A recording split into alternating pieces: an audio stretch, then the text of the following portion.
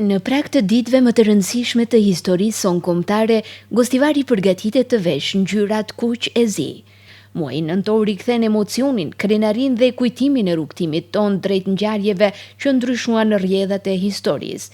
Teksa afron 22 nëntori, dita e alfabetit dhe 28 nëntori, dita e flamurit dhe pavarësisë, institucionet kulturore të qytetit hapin dyert për një mori aktivitetesh që synojnë të nderojnë gjuhën, identitetin dhe figura që ndërtuan themelet e kombit shqiptar.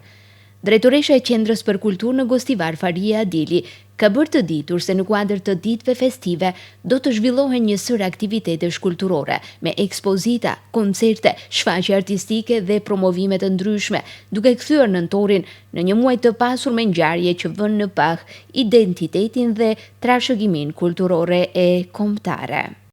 Në kuadër të festave të nëntorit, Qendra për Kulturë do të organizojë një varg aktivitetesh kulturore për të shënuar 22 nëntorin ditën e alfabetit të gjuhës shqipe, 28 nëntorin ditën e flamurit kombëtar. Këto manifestime do të përfshin programe artistike, ekspozita, koncerte dhe promovime, duke kthyer nëntorin në një muaj të pasur me ngjarje që mbajnë gjallë identitetin ton kombëtar dhe kulturor.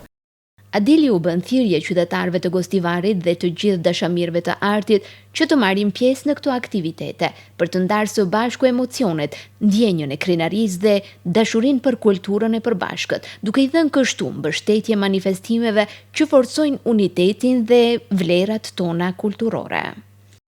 Ftojmë të gjithë qytetarët e Gostivarit dhe dashamirësit e artit të marrin pjesë në këto ngjarje për të ndarë së bashku emocionet, krenarin dhe dashurin për kulturën tonë të përbashkët.